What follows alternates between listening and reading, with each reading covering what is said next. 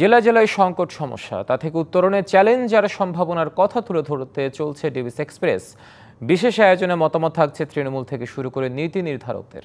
DBC express আজ সারাদিন আছে গাজীপুর জেলায়।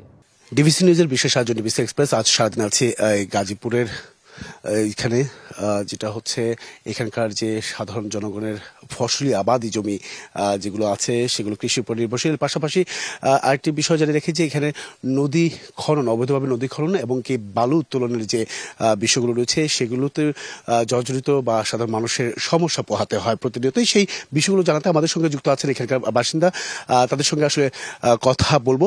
এখানে রয়েছেন, স্বাগত আপনাদেরকে ডিবিসি এক্সপ্রেসের। শুরুতে একটু জানতে চাই যে এখানে অবৈধভাবে নদী খনন করা হচ্ছে, বালু উত্তোলন করা হচ্ছে, সেটা নিয়ে আসলে প্রশাসন কোনো ধরনের হস্তক্ষেপ করছে কিনা বা আপনাদের আসলে কতটা সমস্যা পড়তে হচ্ছে? ধন্যবাদ আপনাকে। আসলে কাপাসিয়ার বাসী যারা আছে তাদের অনেক সমস্যা হচ্ছে, বিশেষ করে মাটি কাটা এবং বালু উত্তোলনকে কেন্দ্র করে আমাদের অনেক ক্ষতি হচ্ছে এবং এই ব্যাপারে আমরা অনেক প্রতিবাদ করেছি। জনগণ একসাথে হয়ে আমরা তার প্রতিবাদ করেছি এবং প্রশাসনকেও এই ব্যাপারগুলি আমরা জানিয়েছি। তারা কিছু কিছু পদক্ষেপ নিয়েছে, কিন্তু পরিকল্পিতভাবে যেভাবে যারা বালু উত্তোলন করতেছে তারা হয়তো কতটুকু অ্যাডমিনিস্ট্রেশনের কথা তারা শুনতেছে জানি না, কিন্তু এতে আমাদের প্রচুর ক্ষতি হচ্ছে। আজকে দেখা যায় আমাদের যে নদী বালু উত্তোলনের জন্য নদীগুলি ভরাট হয়ে যাচ্ছে, মানুষের অনেক অসুবিধা হচ্ছে। এই ব্যাপারগুলি আমরা অনেক চিন্তিত এবং আমরা এই প্রশাসনকেও এই ব্যাপারগুলি জানিয়েছি এবং আমরা মনে করি যে এটা যদি বন্ধ হয়ে যায়, মাটি কাটা অবৈধভাবে যে বালু উত্তোলন, এটা যদি বন্ধ হয় তাহলে কাপাসিয়ার মানুষের অনেক উপকার হবে এবং মানুষ অনেক শান্তি পাবে। অবশ্যই আপনার কাছে পরবর্তী আসছে। এখানে আরো কয়েকজন আছেন এখানকার।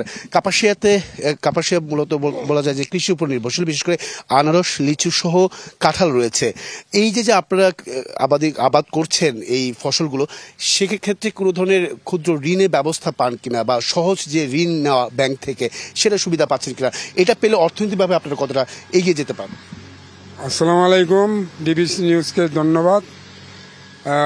আমরা আসলে তো এই যে কৃষি নির্ভরশীল লোক, আমরা কৃষিকাজের উপর নির্ভরশীল। আমাদের যে ক্ষুদ্র ঋণগুলি এগুলি কিন্তু আমরা আসলে পাই নাই। কাঁঠালের বা আমের বা লিচু বা আনারস এইগুলির যে একটা ঋণ চাষাবাদের জন্য, এগুলি আমরা পাই নাই। এগুলি যদি সরকার এগুলি ব্যবস্থা করতো তাহলে আমাদের জন্য খুবই সুবিধা হইতো। এখানে আরেকজন আছেন, একটু জানতে চাই যে এই ক্ষুদ্র ঋণগুলো পেলে বা কি কি ধরনের সমস্যা পোহাতে হয় কৃষিখাতে?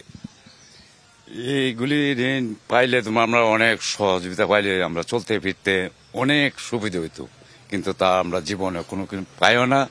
আর আশা করলে কার কাছে যাইতাম, আমরা কেউর কাছে গেলে তো পাই না এই জিনিস করে। তবু আমরা সরকার যদি একটু সেটা করছেন।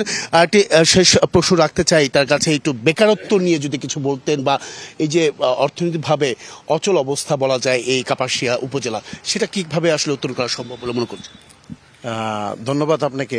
যে আসলে আমাদের কাপাসিয়া অন্যান্য এলাকার তুলনায় বেকারত্ব অনেক বেশি। তার কারণ আমাদের মিল ইন্ডাস্ট্রি নাই কাপাসিয়াতে, যার জন্য প্রচুর লোক বেকার।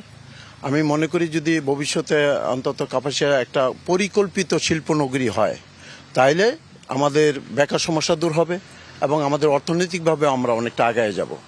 এবং এর জন্য এই বেকারত্ব দূর করতে হলে আমি মনে করি যে পরিকল্পিতভাবে আমরা যদি একটা এখানে শিল্পনগরী গড়ে তুলি এবং সেই শিল্পনগরীর মাধ্যমে যদি আমাদের এলাকার যারা বেকার আছে তাদেরকে যদি সেখানে চাকরি দেওয়া হয়, তাহলে আমাদের বেকার সমস্যা দূর হবে।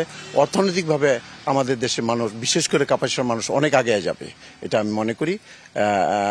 অর্থনৈতিকভাবে এগিয়ে যাবে এই জেলাটি। জি জি জি জি অসংখ্য ধন্যবাদ।